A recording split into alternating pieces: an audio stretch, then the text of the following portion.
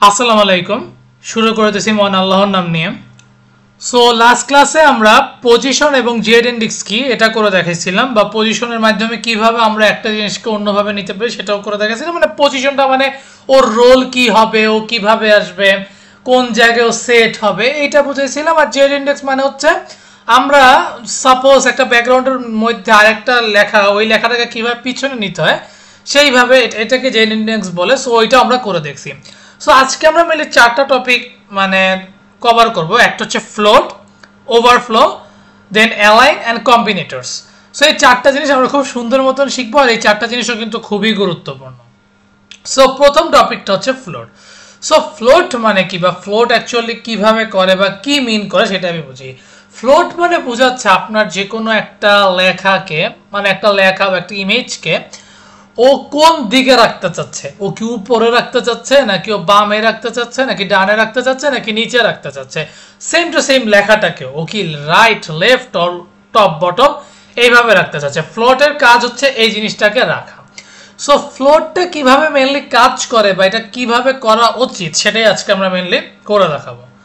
So right মানে ও এই right সাইডে যাবে, লেফট মানে ও এদিকে যাবে, নো ফ্লোট মানে কোনো ফ্লোট হবে না, এগুলোই আর কি।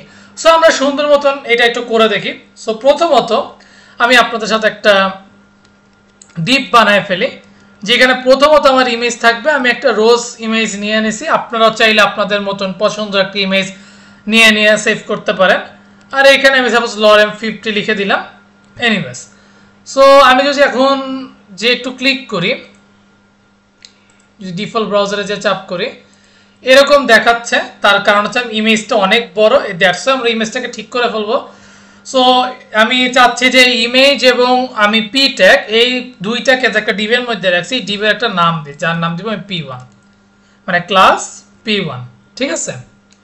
বা আপনি প্যারা দিয়ে দেন। ওকে, সো প্রথমত আমি ডট প্যারাকে একটু সুন্দর মতন করে নিই। যেমন একটা ব্যাকগ্রাউন্ড কালার আমি দিয়ে দিই, ফর এক্সাম্পল ব্যাকগ্রাউন্ড কালার কি দিব, ফর এক্সাম্পল গ্রিন দিই। অ্যান্ড এটার হোয়াইট আমি দিয়ে দিই for example 300 pixel, sorry not 300 pixel, 90%।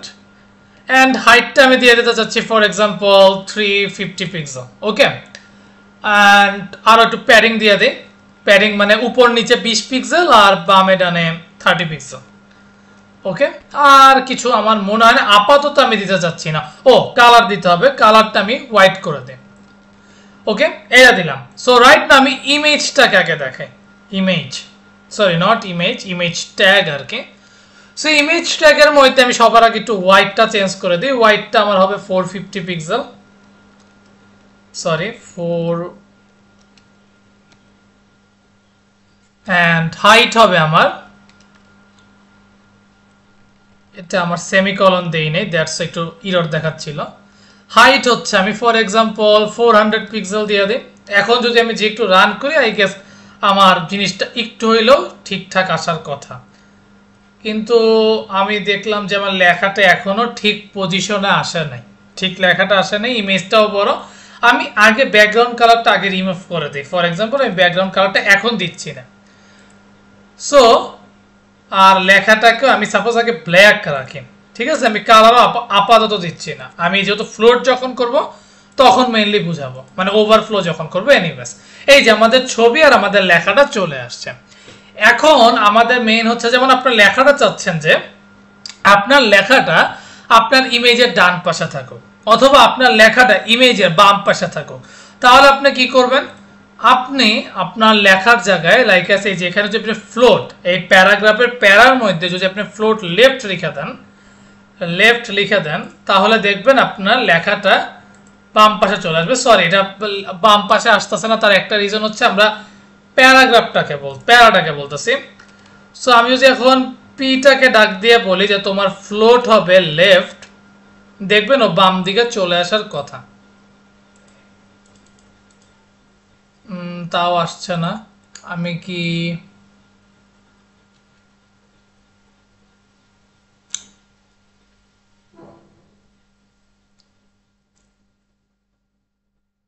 আচ্ছা লেফটেই তো আছে, দেখি রাইটে করলে কি হয়।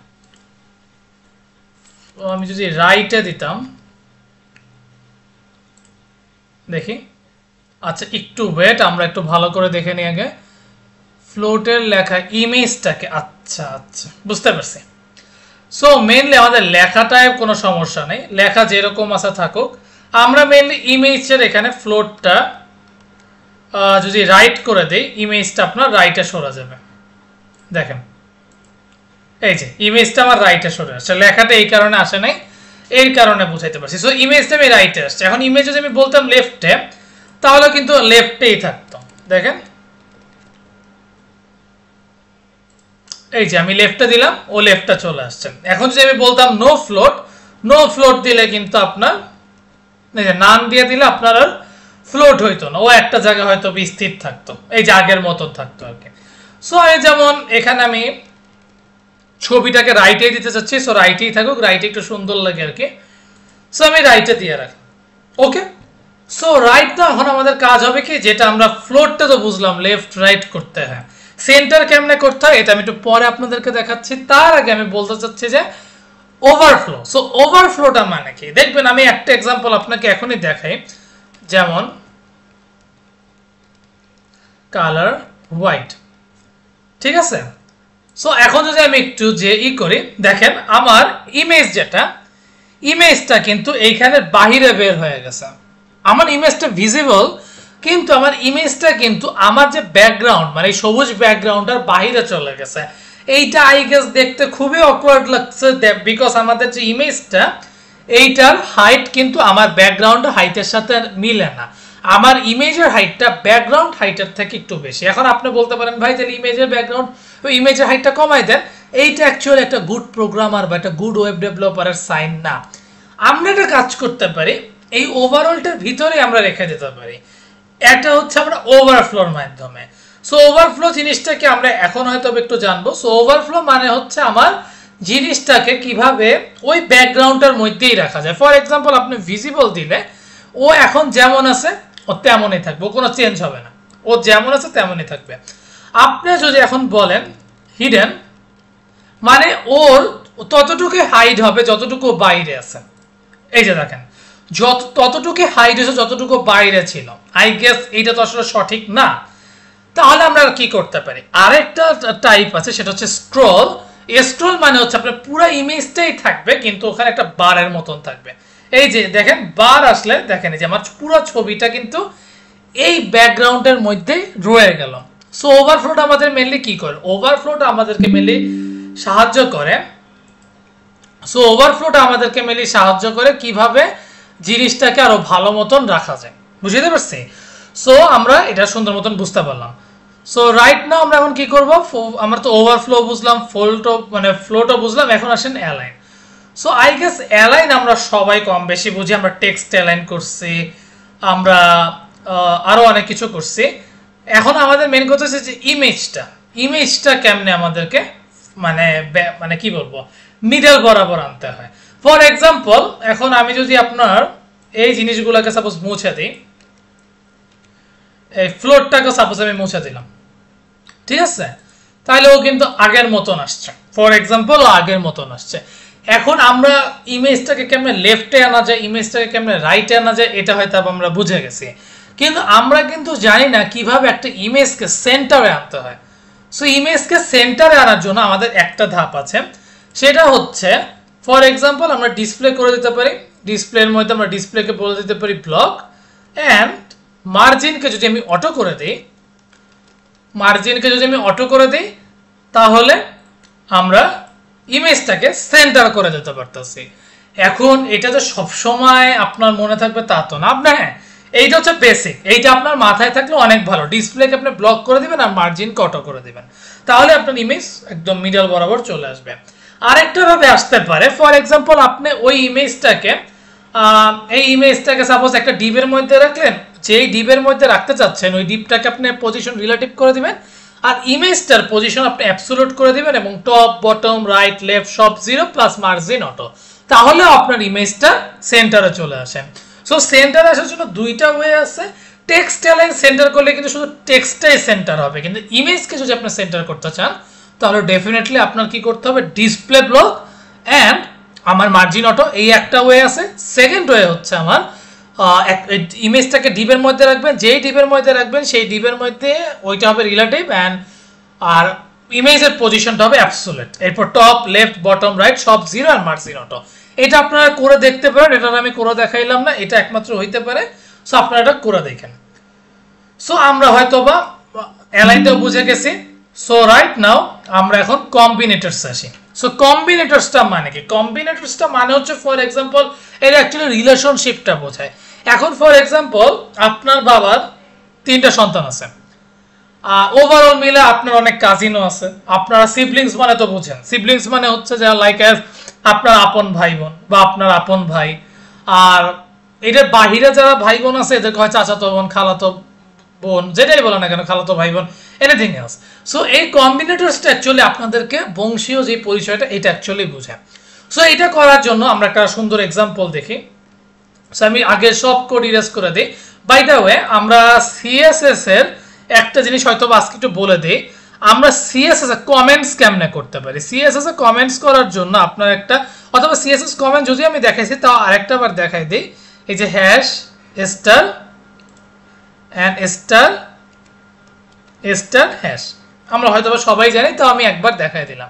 এনিওয়েজ, সো আমি এখন এগুলো সব বাদ দিয়ে দিই। এখন আমি আপনাদেরকে যেটা শিখাবো সেটা হচ্ছে ওই যে কম্বিনেটরস। সো কম্বিনেটরস মানে যে ডিপটা, এই ডিপটা হচ্ছে আমাদের প্যারেন্ট ট্যাগ। সো আমি প্যারেন্টের মধ্যে প্যারেন্ট নাম দিয়ে দিচ্ছি। এখন আসেন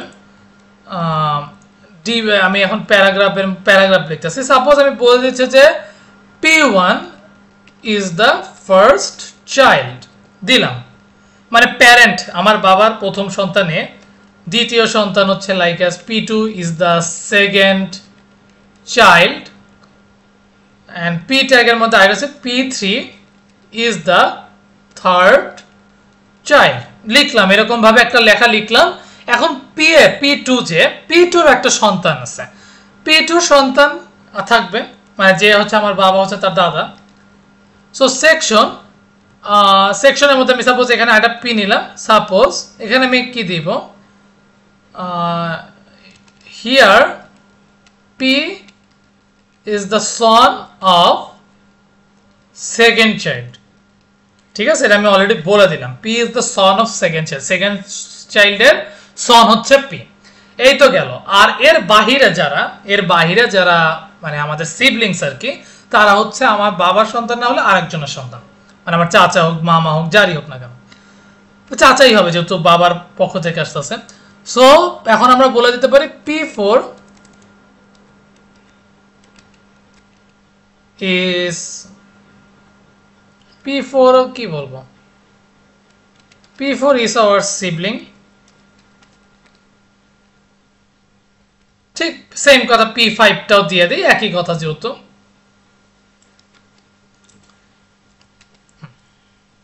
P5 is our sibling। খুবই মানে একটা নর্মাল আমরা দেখলাম। এটা যদি আমি একটু করে দেখাচ্ছে, এখন মেইন কথা হচ্ছে যে এটা আমরা বুঝবো কিভাবে। ফর এক্সাম্পল প্রথম আমি বুঝতে চাচ্ছি যে প্যারেন্ট আমি ট্যাগটা নেই, এটার আমি সাপোজ ব্যাকগ্রাউন্ড কালার, প্যারেন্ট ট্যাগের মধ্যে আমার প্যারেন্ট ট্যাগটা আমার লাগবে না, প্যারেন্ট ট্যাগ আচ্ছা ঠিক আছে যাই হোক। এখন আমি ডিপ ট্যাগ নিতে চাচ্ছি। ডিপের মধ্যে আমার যে পি, যে ডিপের মধ্যে এটা যদি আমি হালকা স্পেস দেই, এই ডিপের মধ্যে যদি আমি হালকা স্পেস দেই তাহলে শুধুমাত্র আমার বংশে যেই বাচ্চারা আছে বা যেটা যেমন আমার বাবার মাধ্যমে যে সন্তান আসছে এটাই শুধুমাত্র শো করবে। তাহলে আমি কি করতে পারি, ডিপের পর যে একটু হালকা গ্যাপ দিয়ে পি দিয়ে আমি যদি ব্যাকগ্রাউন্ড কালার রেড দিয়ে দেই, এই যে রেড দিয়ে দেই, তাহলে দেখেন আমার বংশ থেকে মানে আমার বাবার বংশ থেকে যে বা যারা আসছে লাইক আছে আমরা আসছি, আমাদের থেকে আমাদের সন্তান আসছে, এইটাই কিন্তু শো করতেছে। ঠিক আছে, আমি যদি একটু কালার হোয়াইট করে দিই তাহলে আপনারা আরো ক্লিয়ারলি বুঝতে পারবেন। কালার হোয়াইট, এটা আমাদের বংশ বুঝাচ্ছে যে P1 হচ্ছে মানে P1 P2 P3 বাবার ছেলে আর P হচ্ছে সেকেন্ড চাইল্ডের সন্তান, কিন্তু ওভারঅল এটা হচ্ছে আমাদের বাবার বংশধর। এনিওয়েজ, সো এটা তো আমরা বুঝলাম P যখন মানে আমাদের যখন এটা হালকা গ্যাপ দিব তখন আমার বংশটা বোঝাচ্ছে। কিন্তু এখন আপনার যদি গ্রেটার সাইন থাকে, ফর এক্সাম্পল গ্রেটার সাইন থাকে, গ্রেটার সাইনটা সেটাই বোঝাবে যে শুধুমাত্র আপনার বাবার সন্তানদের বোঝাবে, আপনার সন্তানকে বোঝাবে না। এটা হচ্ছে শুধুমাত্র আপনার বাবার কয়টা সন্তান এটাই বোঝাবে। সো এখন যদি আমি যে কোডটা রান করি, দেখেন here P is the son of second child, সেটা দেখাচ্ছে না, এটা শুধুমাত্র তাকেই দেখাচ্ছে যেমন P1 P2 আর P3 আপনার বাবার যে সন্তান সেগুলোই কিন্তু দেখাচ্ছে।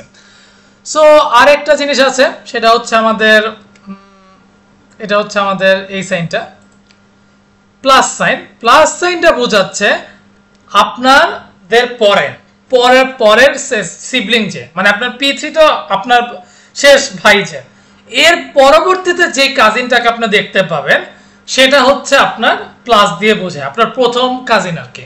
লাইক আমাদের মানে চাচাতো ভাই বোনদের মধ্যে বড় সন্তান যে, তাকে হয়তো প্রথমে ইন্ট্রোডিউস করা হইতেছে প্লাস পির মাধ্যমে। তাহলে প্লাস পির মাধ্যমে যখন দেখাবে ও শুধু এই P4টাকেই দেখাবে।